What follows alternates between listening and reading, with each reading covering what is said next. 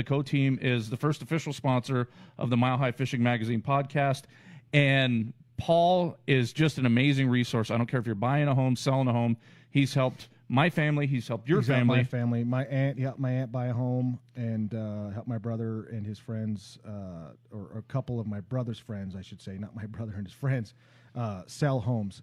So yeah, I mean it's that's one of the reasons why he's an angler, he's a fisherman for sure, and we support it all the way around. So guys, all your real estate needs, do business with anglers any chance that you can. Give Paul Coe and the Co-Team a call. Fully endorsed. The dudes abide. The dudes abide. Welcome to the Mile High Fishing Magazine podcast. By anglers, for anglers. The Mile High Fishing Magazine podcast features information from some of the top anglers in Colorado. Fishing reports, tips, tricks, hot bites, and much more. Come join the dudes, Eric Ali and Matt Mascarenas, and let's talk fishing. You're hearing the man himself. Hey, you're not supposed to talk yet. We have to introduce you, dude. Right. So you're hearing the man himself, Connor Foy with Apex Sport Fishing. Connor, right off the bat, dude, let's start talking gators. It's something that we haven't talked a lot about this year. Ice Off is coming. I'm sure you're chomping at the bit. Talk about a little bit of the prep stage before you start targeting Ice Off pike in Colorado. Are you getting rods and reels together right now? What are you doing to get ready? Yeah, that's exactly what I've been doing. In fact, I spent pretty much the entire day in my garage respooling rods and tying on leaders and making sure everything's good to go, greasing, oil the reels. I think that the prep work is huge, so you can just be more efficient when you do hit the water. You don't have to tie up any loose ends. You can just start fishing, and nothing's going to fail on you when you do connect with a fish. For sure. Definitely. And I want to say the bobblehead effect started a little bit, so I stopped it. I noticed what I was doing. So real quick, you nailed it right there. Getting ready and getting everything greased and oiled up that needs to be greased and oiled up. And as a guide, you have a lot of gear that you got to get ready and you got to go through. Is there anything in particular that speeds up the process for you, or is it just you just got to dig in and get your hands and fingernails dirty? Yeah, I mean, there's really no way to speed it up. You just got to dig in, and the journey of 1,000 miles begins with one step. So you just start doing one rod, and then that graduates into 5 rods, and then 10 rods, and then making sure everything is put away in the boat, organized, so that when you get on a trip, you can pull things out and adapt to the conditions and not be like fumbling through your tackle and all your gear. So coming from a Midwestern upbringing, you know what I mean, growing up in the Midwest, targeting toothy critters, targeting pike, targeting muskie and stuff like that. Like all of us out here, we've read In Fisherman Forever. We've read all the magazines. At one point in time, I was out there buying jakes and some other stuff like that. Do you use bigger baits like that? What's your meat and potatoes for chasing early season pike in Colorado on the lakes that you guide on? That is a good question. Of course, I have just boxes full of that musky gear, and I pull it out periodically, but it seems like they're not interested in the mega giant Midwestern size musky baits. My go-to is, 5 or 6 inch jerk bait or swim bait, because you're going to get more bites, number one. And, for sure you can catch the big fish on these huge jakes and monster swim baits and suics and all these giant lures, but I think you'll get more bites and you consistently catch big fish on the small stuff too. I think that our lakes are so chock full of food that these big pike don't have issues finding food. Mm-hmm. So they're full a lot, and sometimes a smaller bait is more appealing to them, where a big bait swims by and they just can't fit it, because they've already eaten. So I think the small stuff, 5 and 6 inch, 4, 5, 6 inch, and I will go up to 7 and 8 inch.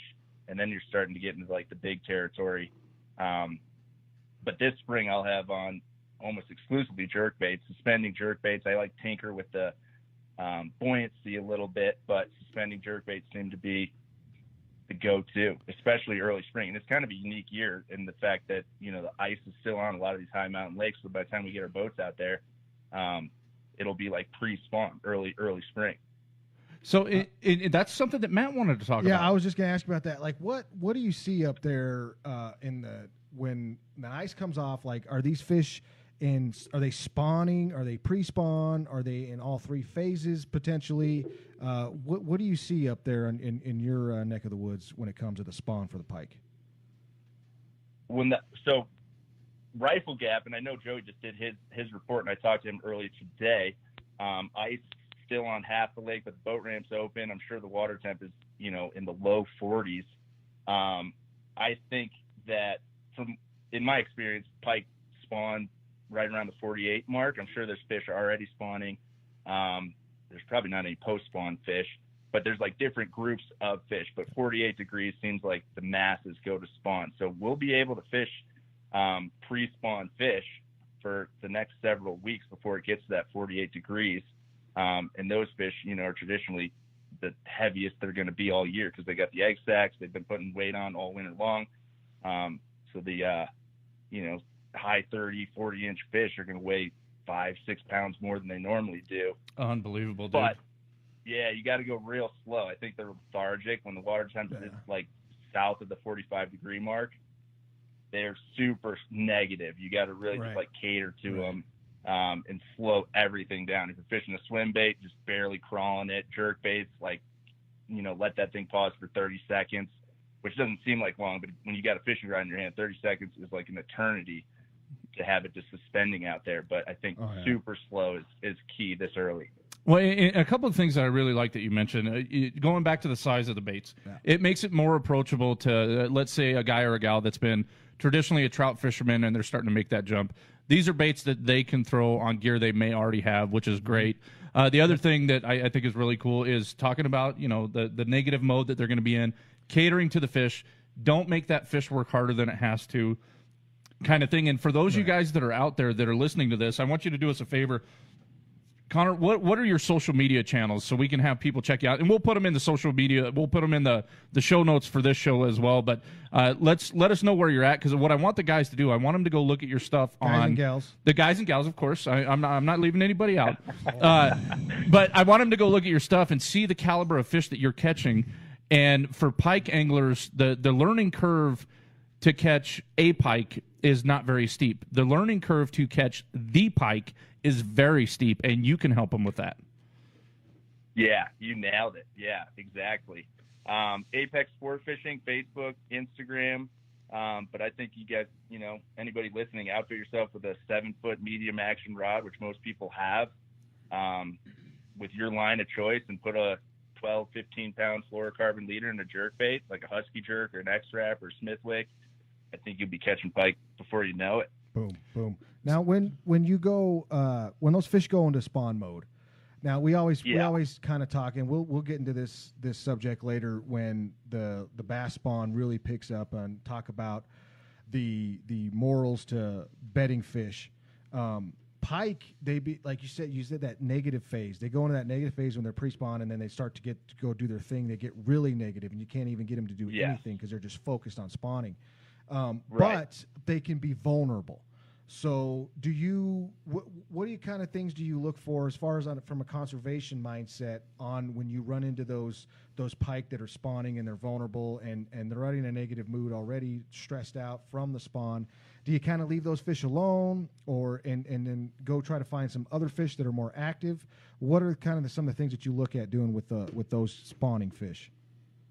Yeah, like at any given time during the spring, there's going to be a population of fish that are pre-spawn. They still have egg sacs. They haven't even moved up yet.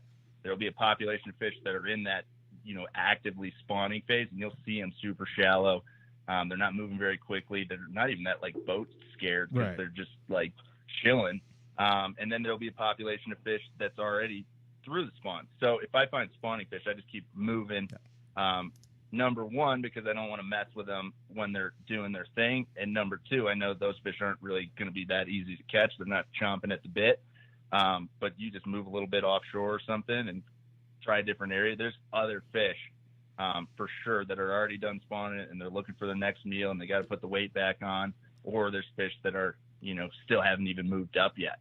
So let's get controversial real quick, because you can't have a show you can't have a show without getting a little bit controversial. Uh-oh. So we know that the spear fishing, the bow fishing for pike, it's a thing. Are you seeing a lot of that on Rifle Gap and Harvey Gap, where those fish are? We want those population for you guys on the western slope. Are you guys seeing that still, or is it one of those things that it's not a huge basically what I'm trying to say, Connor, is do we need to bring all the boats and the kayaks out there to sit on top of spawning pike to protect them? Yeah, I know it still exists, and it's within the law, and so the people that are doing it are not bending any rules. I'm of course not super fond of it. I've not ever actually seen it as much as I've been out there, but I know especially early spring, dudes can clean up if they go out there with the right equipment. Yep. Just for my own sake, I usually before I leave the lake, I'll just throw it in full throttle and do a lap around the shell, try to spook all the big pike back a little deeper. Well, and not that it does anything, but it's just my way of giving back. Yeah, dude. And the thing is let's all put our big boy hats on collectively, and let's talk like we're in the circle of trust. An apex predator that has the nice drop. Nice. I hope people got that was an O. But the thing is an apex predator, it's got nothing to fear in the water. You know what I mean? It's got nothing to be afraid of in the water, and it's got a woody. You know what I mean? So they're doing their thing. They got nothing to be afraid of, so that's going up, and they can basically you could touch them. It's like, you know what I mean? It's like carp. When you see the carp, for sure. Yeah. They just and that's where it comes. Like, I'm glad you brought that up too. It runs into where you can go shoot them with archery equipment with a bow. I don't know anybody that does that. Yeah. I don't think you know anybody that does that. No. And that's why I brought that up, because those fish just they turn into logs. They turn into logs, and that's when those kind of people that go out and do that go and target those fish. And I think Joey's popping in here. There we go. Yeah, not allowed on Harvey. Rifle get its fair share of bow fishing. So that's kind of what just because it's legal, doesn't make it right. Well, and that's the thing, dude. And I know who you're quoting, kind of there. But the thing is legal or not, let's talk sporting, right? Let's talk sporting. When it comes to something you can't release, and it's one of those things to where, and Connor, you've talked to it. I've talked to you about it. I'm sure you've talked to Matt about it. Go out and catch an 18-inch rainbow, which is a fun fish. Right. It's a heck of a fish to catch, and then go throw buzz baits in summertime for pike and tell me what you like more. Right. You know what I mean? Exactly. It's to me, it's a no-brainer, and I'm glad that we have guys like you out there that are doing everything that you can to protect the resource. You might be giving these big fish a sore lip for a little bit, but at the end of the day, you're going to see those fish over and over again. Fish feel and they fish hurt too as well. And and they're good for the fishery too. It's all about balance. An ecosystem needs a small prey source, and it needs big predatory fish. Everything has to be in balance, which is why some of those West Slope lakes, I think, thrive, because they have abundance and a variety of fish. So the trout get really big, and the perch get really big. There's big bass, there's big walleyes, and I think that, and especially with the bow fishermen, they can kind of indiscriminately target big pike. Yeah. And when you remove those extra big pike, you're just left with hammer handles, and you're doing more damage than you think. I think the big fish are absolutely necessary. Big predatory fish are a key to the whole ecosystem. Yeah, couldn't agree more. At Spinney, early 2000s, you know what I mean? When it was more hammer handles than anything else. 11 mile. When you knock that's no fun. Yeah, when you knock off that balance, because if you look at the lakes that produce, let's just talk rainbows. Let's talk about trophy rainbows. A lot of those lakes that produce trophy trout, 11 mile, Spinney, Stagecoach. They got a healthy pike population. They got a healthy pike population. Right. And one of the great things about having guys like you, having guys like Nate, having guys like Will, you're educating the public not only about the resource, but the conservation aspect of that resource too. Harvest these smaller fish if you want to in certain fisheries, but those fish over 30, what would you say, Connor? Over 30, is that kind of your mark to let them go, or? Yeah, that's a good mark for the masses. I think I release anything over 27 inches, but certainly over 30, that fish has really good potential to, make it to the big leagues and get 38, 40, even bigger than that, Yeah, and he's like helping out the fishery. You know, when they're that size, they're picking off, you know, small, weak fish. They're eating even tinier pike, so they're trimming the population. Like, he's already doing his job. So yeah, anything over 30, I think that's a good fish to handle appropriately, get some pictures, take a measurement, and then slip back in the lake. And we had this guy. I've told you this story, Connor, and I think I even told you this story too, though. I had a guy trip at Spinney, and this guy wanted to keep pike. And I've never filleted a pike in my life. Okay, I've never even thought about it. I just never, you know, I mean, it was ridiculous. But we caught a bunch of hammer handles. We caught a bunch of those smaller pike. And I was like, yeah, that's fine. We'll thin that out. We caught it. We stuck a fish that was like around 31, 32. And he was like, that's going. I'm like, no, we got enough of those hammer handles in there. And Will, the very next day, had the same guy, and the same thing. Caught a bunch of small hammer handles, and Will stuck a bigger fish, and he wanted to keep that too. Same thing. Now, you got enough here. So we can control that as guides and ambassadors to the fishery, and by doing that, by setting that example, saying, "Yeah, look, we got all this. Yeah, my bad that you know I butchered the fillet of these pike. I'm sorry. But, you got a couple crappie nuggets, bud. You got a couple. You can do something with it. But you know, I mean, it was just that was both of our mindset. And we didn't even talk to each other. Like, I mean, I talked to him. I said, yeah, this guy wanted to keep some pike, so I don't fillet him. I don't know how to fillet, you know, the Y bones, all that mumbo jumbo. But I almost cussed. All that mumbo jumbo, and I almost said BS. A burp and a cuss in one show? Almost. But it's just really, and that guy even thought about it. He sat there and thought about it, And he asked, why do we do this? Why do you do that? And I just, you know, I said, well, this is what's going to happen. We take these, this is great, we're taking these small fish out of here. But as far as these big fish go, that's how those trout, because he was having a blast catching trout, big trout. That's how those trout get so big, is because these big fish are in here. And then we also have these big fish to target. So it's really important that as ambassadors and as guides, ambassadors of the sport, of the fish that you target, to make sure that education is also there, and the conservation aspect is also mindful. The selective harvest is also mindful. It's just the best thing that we can do as ambassadors of the sport.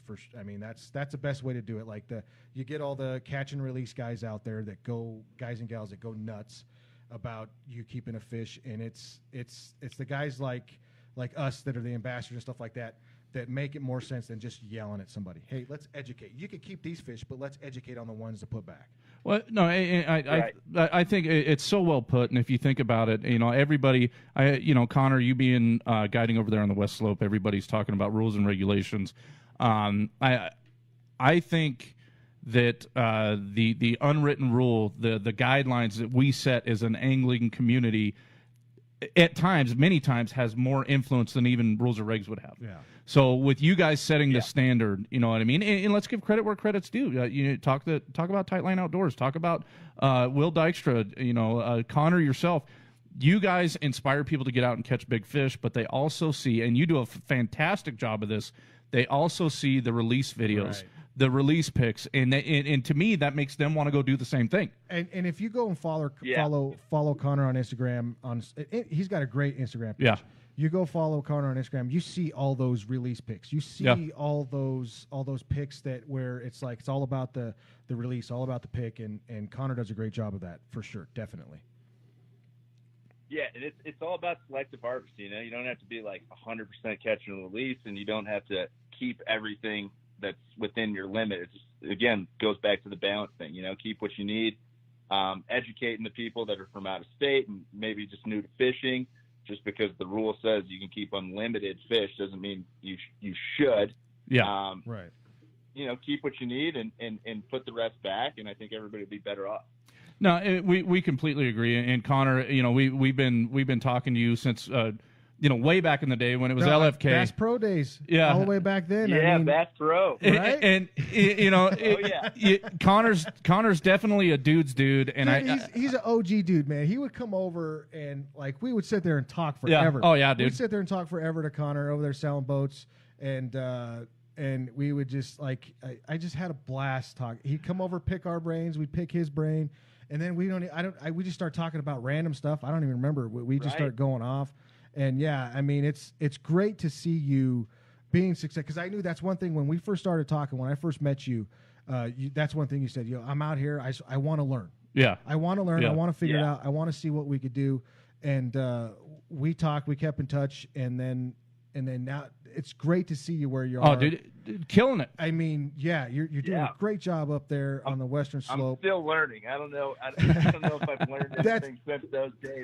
I hear you, dude. We're all still learning. It's been a good journey. Yeah, well, yeah, that's awesome. And you hooked up with Robbie. I mean, it's great to see you, because we know truly for sure you've done it. You did it the right way. Well, and let's talk about it real quick. We're going to transition over to Paul Roth here shortly, but Connor, we're talked a lot about pike, obviously, but you guide for a lot more than just those apex predator species now. You're guiding at Pueblo. You're guiding all over. So can you give us a quick rundown of all the different opportunities you give anglers in Colorado and the easiest way to contact you to book a trip? Yeah. Okay. So the list is kind of growing. I've been fortunate enough to get connected with guys like Robbie and a number of other dudes in the state. Like the fishing community in Colorado is just super awesome and accepting, and I've just been blessed to be able to work with these guys. So, of course, I'm doing the West Slope stuff, Rifle Gap, Harvey Gap, and there's pike, of course, but they got walleye, smallmouth, perch, panfish, bass. I do go down to Pueblo a whole lot, like especially the month of June. I'll spend a whole lot of time down there. That lake's crazy. You catch like 100 fish in a day, but walleye, bass, the odd trout, crappie, catfish, wiper. I'm going to be doing a lot of South Park stuff, so 11 Mile and Spinney. Awesome. I do a lot of lake trout trips early spring, so I'll be on Williams Fork and Rudeye and maybe a little bit Blue Mesa, helping Robbie out down there. And the best way to get a hold of me is either through my website, apexsportfishing.com, or social media, Facebook, Instagram, both of which are Apex Sport Fishing. And also, real quick, go watch. He was on the Fishful Thinker with Chad LaChance, and you guys did a show on, it was Rudeye, right? Is that yeah, it was Rudeye. Go check that out. He's a TV star, too. He'll sign your autograph, kiss your baby, all that stuff, too. So go check that out. But, yeah, he's send you a hat, yeah. Send you a hat. There you go. There you he's go. Killing it. And we got to get out this year. I've already said For it. sure. We got to get out with you this year. We got to go do it. Last year we tried to make some plans. Didn't work out, but we got to do it this year for sure. We've been talking about it for years. We need to do it. For sure. I'm ready, man. Wherever you guys want to go, you just say the word. I'm there. 2019 is definitely the year. We're going to get up there. We're going to fish with you. Connor Foy with Apex Sport Fishing. A dude's dude, a hell of a stick. He'll put you on the fish of a lifetime. Get in touch with Connor. Pike, lake trout, walleye, smallies, trout, you name it. He's got a road dog. He's got opportunities for you, Connor. Thank you so much for being on the podcast, and we'll be in touch. Thank you guys for having me. It's a pleasure. All right, so there we go. We got Connor Foy. Hopefully Paul Roth is listening. We went a little long on the Connor segment. When you're talking to a dude's dude, that happens. It happens. But Paul, if you could call us back on, there we go, Paul. I enjoy that music. So we've got Paul Roth with us of the Colorado Kayak Fishing Club. Paul, you're with the dudes, Eric and Matt. How's your evening going so far? It's going great. How are you guys? Fantastic. Dude, we're talking fishing. We're drinking beer. Life doesn't get better than this. I'm out of beer. I could tell you that much. And it's a 9%er. I don't know if... We're not reloading this one. Yeah. I'll reload one. I'll reload one for sure. But anyway, Paul, I fished with you in the Colorado Kayak Fishing Club. I believe one year at Boyd, it was only you and I on a particular side of the lake. We headed one way, and everybody headed the other way. And every time I looked over at you, you were catching fish, and I was getting really, really nervous. Well, it turns out that that's kind of how your tournament career has gone. You get into fish really consistently. You landed yourself in the national championship. Before we talk about what happened in Louisiana, let's talk about the pre-trip stuff. What did you do to prepare to fish against 461 of the country's best kayak anglers? Oh, gosh. It's an interesting event because they had so many bodies of water you could go on. There was Red River, Lake Caddo, and Passano, and Cypress, and there's so many. Spent a lot of time on YouTube. Nice. Spent a lot of time on Google Earth. YouTube's a great resource just to get comfortable with, cypress trees and those things. And I've been fortunate. I've been around the country fishing a little bit, and I spent some time in Louisiana before and fished in the marsh way south of there. It was funny, the trip, but we just used beetle spins all the time with the guy down there, and we killed him. Nice. So I thought about that, but I never went with the beetle spin. Did end up going with a spinner bait later in there. But, yeah, just trying to get a feel for how things look. And, I was a little familiar with how the water would be stained and tannic. And I figured, heck, I'm just going to throw black and blue stuff the whole time anyway. So not a whole lot you can do. Yeah. We did some pre-fishing. That's really where I got a really good idea of what I needed to do. So let's talk about that. And I think we would be in the same place. We would be throwing dark colors to stand out in that uber stained water. Maybe something with some vibration to get some attention. For sure. That kind of thing. But so I think through the kayak club, we've all kind of learned through the guys that have fished Lake Fork not to get on Tackle Warehouse. Don't go to Shields. Don't go to your local store and buy everything that they use down there. See the water first. I know that the first year Tournament of Champions, I'd imagine a lot of guys have 6-inch long spoons that they use out at Lake Fork. So with you going to Louisiana, you start pre-fishing. Is it, and you got a little bit of knowledge beforehand, is it what you thought it would be when you got on the water, or did everything change after you started pre-fishing? It really changed almost immediately for me. I had this vision of more grass, more cypress trees from where we were actually fishing. It didn't feel like I thought it would feel almost instantly. The color of the water was less tannic and more just kind of off-colored and stained, but not the tannic color that where we were fishing, where we had success. So instantly, I didn't feel what was in my mind wasn't what was in front of me. So is it an oh crap moment, or did you just adjust, and how did you adjust? No, actually, that first day of practice, we went to a lake called Black Cypress, and it felt a lot like our local ponds here in northern Colorado.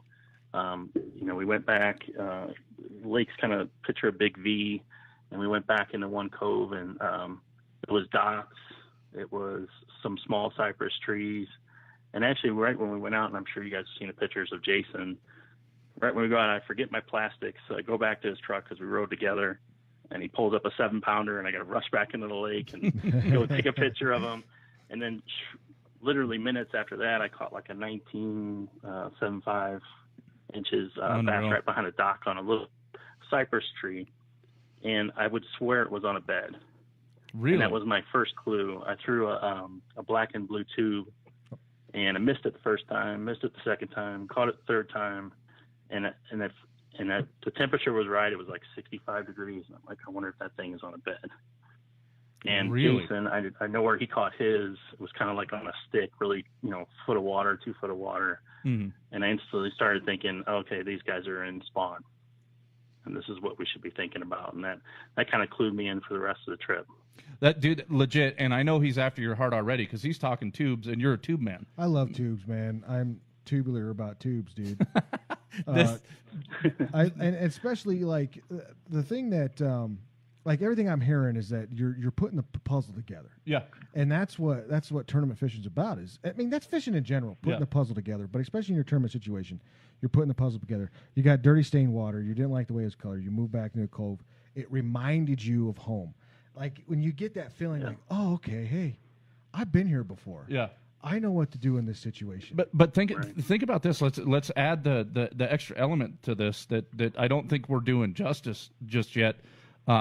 This is the Super Bowl of kayak fishing in 2019.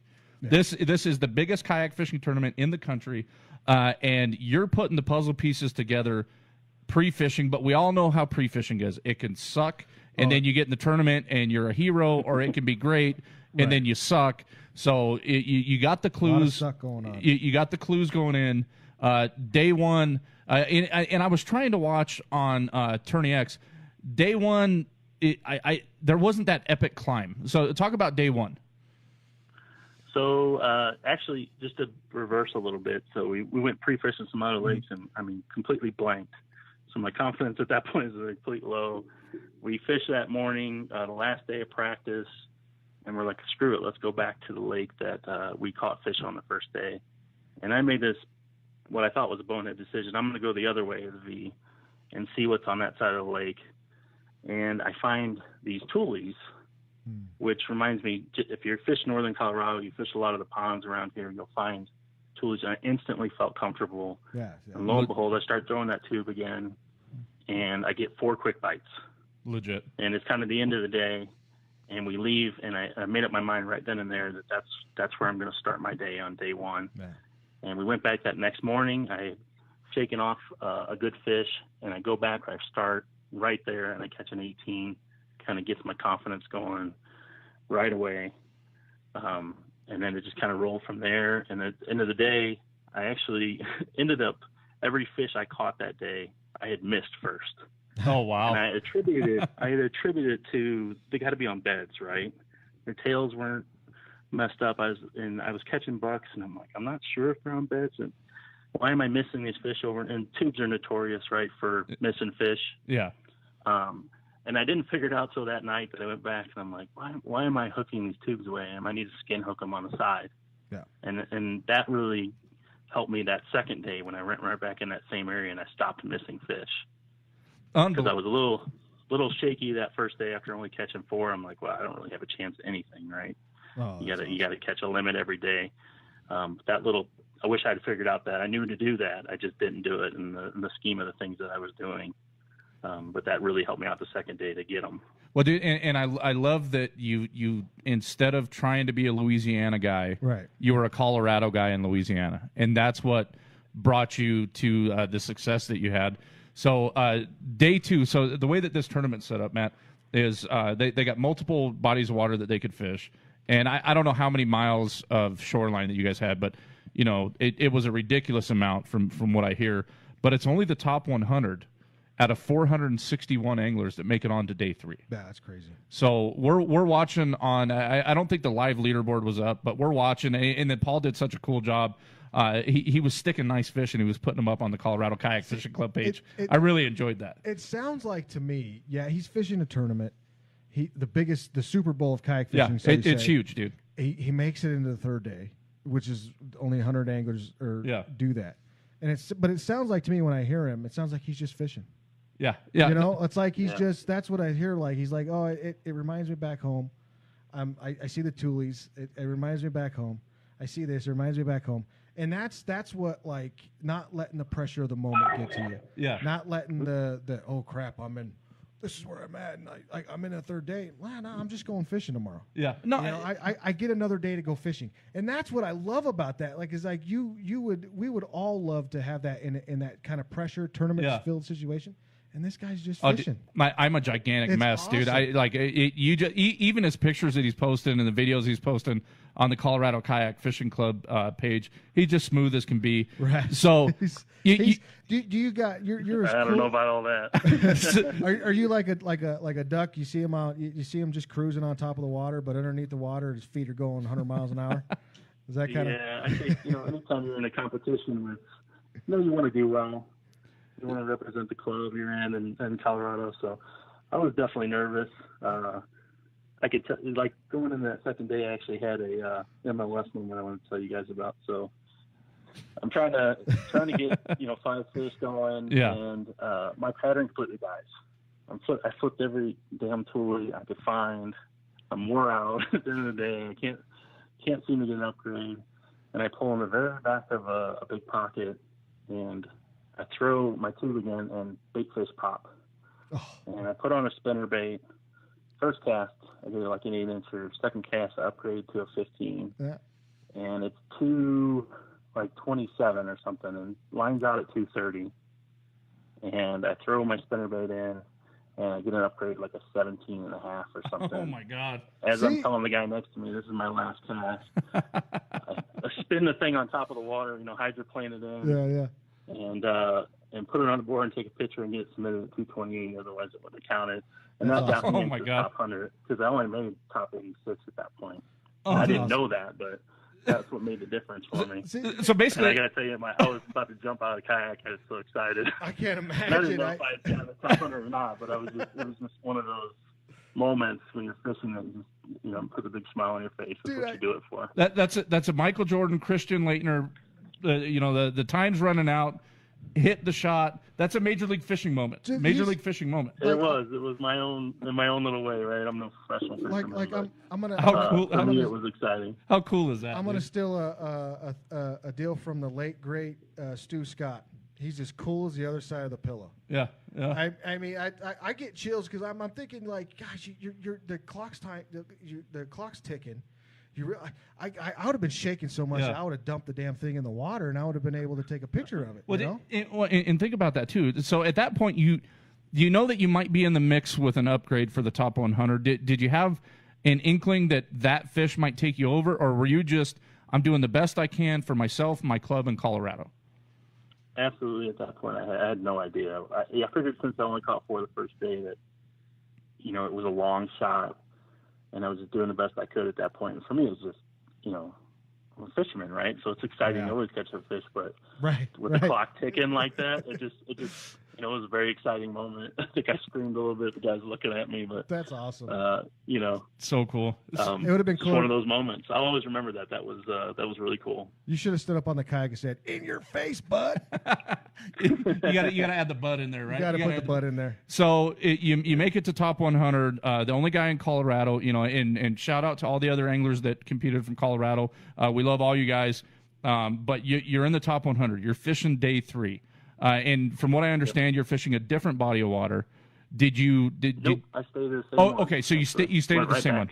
Okay, perfect. So day 3, we're watching the leaderboards, and Kuzer and a couple other guys did a really good job of watching it. And so what we were doing is, instead of seeing the final score, we were just seeing day 3, and Paul was putting up some numbers, dude. Yeah, some straight numbers. Nice. So how did day 3 start? So I went back to my regular area that I kind of started every morning with, and I got nothing.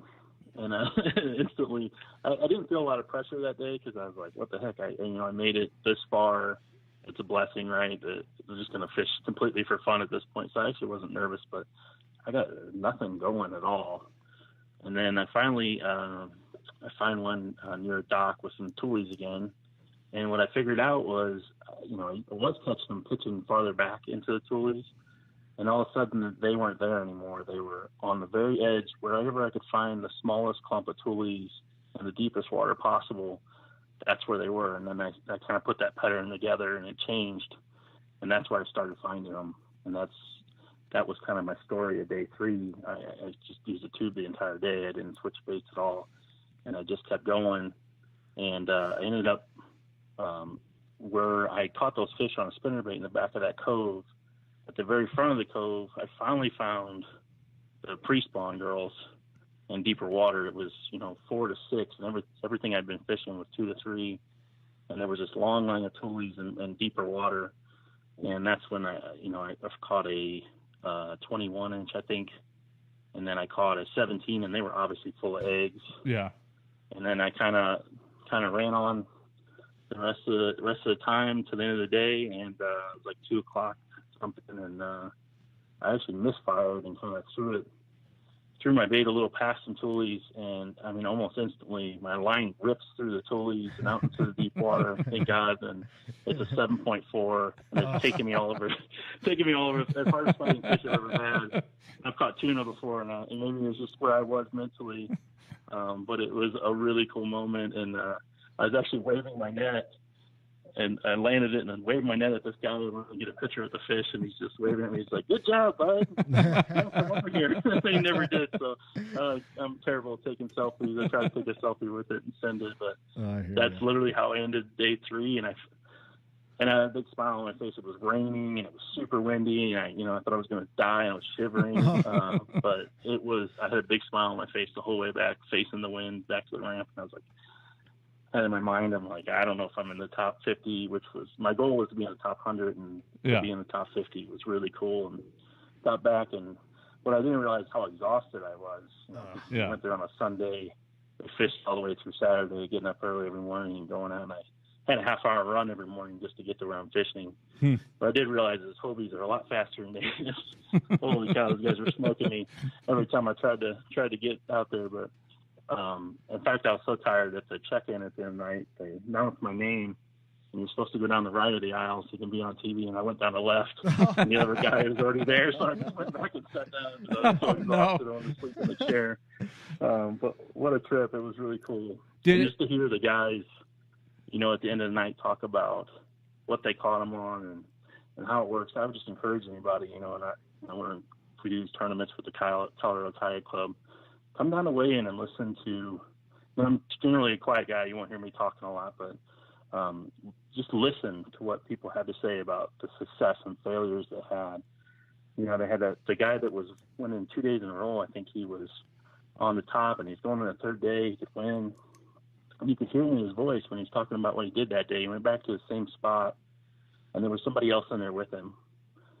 And you could tell the way his cadence changed, and he kept repeating himself that this other guy was in his area. And I think it cost him the way he mentally processed that guy was on his spot. Yeah.